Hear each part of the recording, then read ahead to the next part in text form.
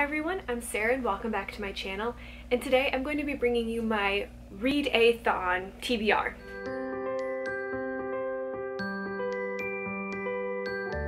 So the readEHthon is a readathon that has been hosted by Kayla from Books and Lala for the last couple of years, and this year she's added on a few more co-hosts. I'll link them all down below, but the basic idea is to read Canadian-based or Canadian authors and publishers for a week, and that's what I'm going to try to do.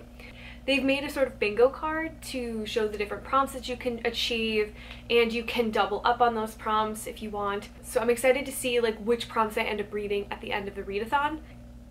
So, well, because like the problem is I don't fully know which prompts these books are going to cover, and I also don't know which books I'm going to end up reading, so we shall see.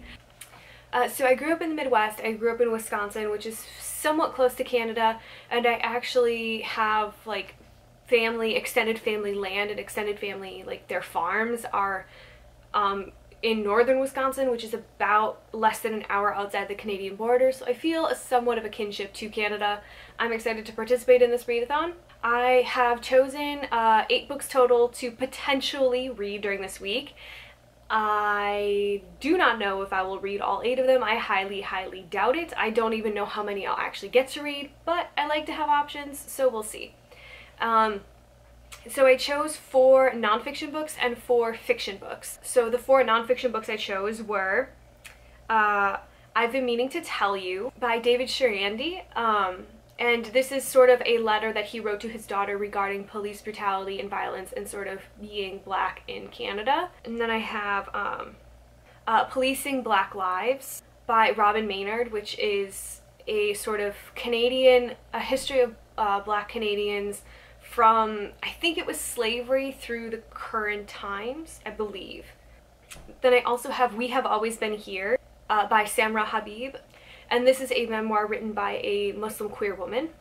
And then the other one I have is The Hanging of Angelique by Afua. I put it in the nonfiction section, even though it's sort of a fictional retelling of this very real historical event, because it is based on Canadian history. I don't know the full details. I just know that she was caught up in some sort of arson, and I don't know if she committed the arson or not, but they accused her of committing the arson, accused her of having all these accomplices, and then they basically tortured her and then killed her. So it sounds like a really intense read, but I do really love historical books that are based in history but a sort of fictionalized telling of it, so it's a little bit easier to read at times than a straight up nonfiction.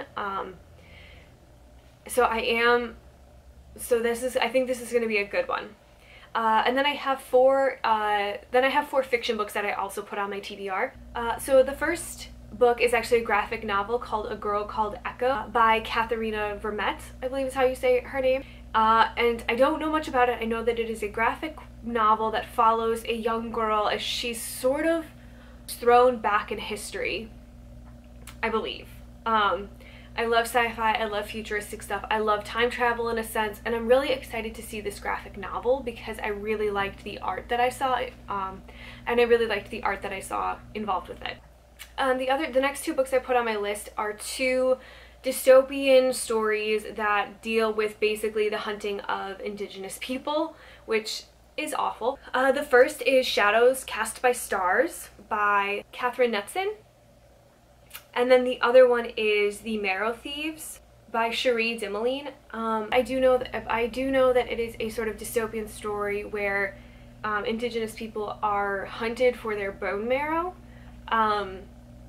which sounds really intense, but I've heard really good things about this book, so I'm excited to read this one. And then the last book that's on my TBR is Bone Black by Carol Rose GoldenEagle, and it is another book about Indigenous people, and or Indigenous women specifically, where Indigenous women are disappearing, and one woman, Ren, her sister gets taken or disappears, and she's kind of dismissed by the police, so Ren takes it into her own hands to figure out what's going on.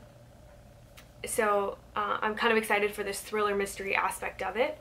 So those are the 8 books that I have on my readEHthon TBR. I sort of wish I knew a little bit more about the books that I'm about to read, but sometimes going in totally blind is better and I don't have any real expectations.